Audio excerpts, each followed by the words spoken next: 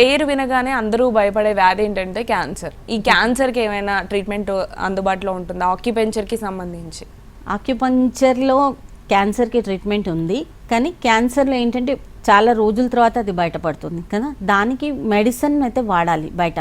నేను కంప్లీట్గా ఇది చెప్పాను, మొత్తం నా దగ్గరికి రండి నేను క్యూర్ చేస్తానని.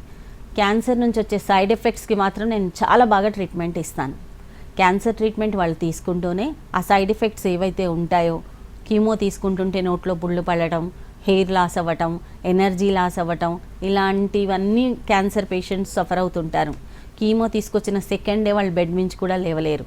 నేను ఇట్లాంటి చాలామంది పేషెంట్స్ని చూశాను దగ్గరుండి.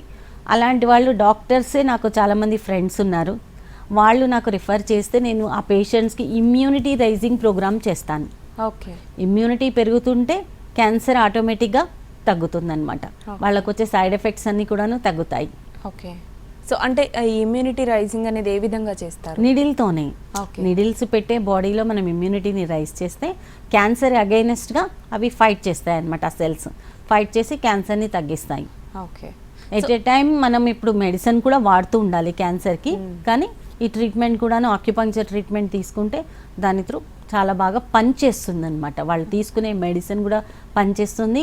ఆ పవర్ఫుల్ మెడిసిన్ తీసుకునడం వల్ల బాడీలో వచ్చే సైడ్ ఎఫెక్ట్స్ అనేవి రాకుండా ఉంటాయి ఆక్యుపంక్చర్ త్రూ. ఓకే, సో అయితే మనం మహిళల్లో తీసుకుంటే మహిళల్లో ఉండే ఎట్లాంటి అనారోగ్య సమస్యలకి ఆక్యుపంక్చర్ అనేది బాగా పనిచేస్తుంది? మహిళలు అంటే ఫస్ట్ పుట్టిన వెంటనే పాప అంటాం కదా, గర్ల్.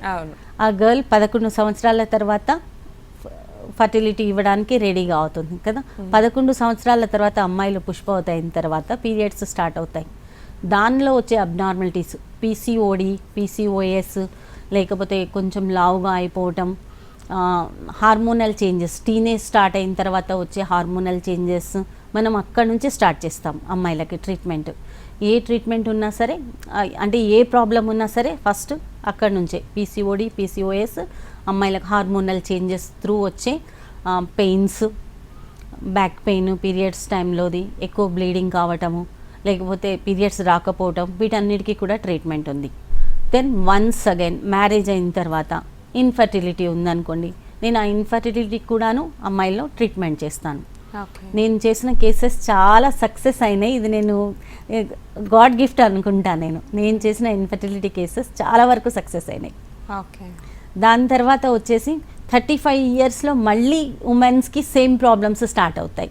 మళ్ళీ పీరియాడిక్ ప్రాబ్లమ్స్ స్టార్ట్ అవుతాయి. 40 దాటిన తర్వాత ప్రీ మెనోపాజల్కి ప్రాబ్లమ్స్కి మనం ట్రీట్మెంట్ ఇస్తాము. దాని తర్వాత పోస్ట్ మెనోపాజ్, అంటే ఈ విధంగా దశల వారీగా వచ్చే ప్రాబ్లమ్స్కి ఉమెన్స్లో ట్రీట్మెంట్ ఇచ్చుకుంటూ వెళ్తాను. ఎటువంటి ప్రాబ్లం అయినా మహిళల్లో నేను క్లియర్ చేయగలుగుతాను. ఓకే.